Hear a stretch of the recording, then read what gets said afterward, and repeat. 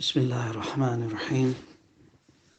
حکیم الامت مجدد الملت حضرت مولانا محمد اشرف علی تھانوی رحمۃ اللہ علیہ نے ارشاد فرمایا کہ میں نے مولانا فضل الرحمن صاحب گنج مراد آبادی رحمۃ اللہ علیہ سے خود سنا ہے کہ بھائی، جنت کا مزہ برحق، حوض کوثر کا مزہ برحق، مگر نماز میں جو مزہ ہے وہ کسی چیز میں نہیں۔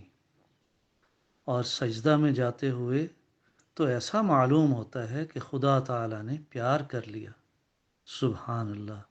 جس شخص کو اعمال کی یہ لذت نصیب ہو، اس کے لیے دنیا ہی میں جنت کیوں نہ ہوگی۔ واللہ، اعمال آخرت کا ثمرہ نقد بھی ملتا ہے، اور جن کو اس ثمرہ کا پتہ چل گیا ہے وہ ہفتے اقلیم کی سلطنت پر بھی نگاہ نہیں اٹھاتے۔ وہ ثمرہ یہی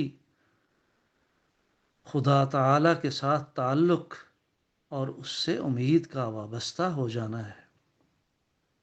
اعمال صالحہ کا ایک ثمرہ اخروی تو ہے ہی، اور ایک دوسرا ثمرہ عاجلہ ہدایت بھی ہے۔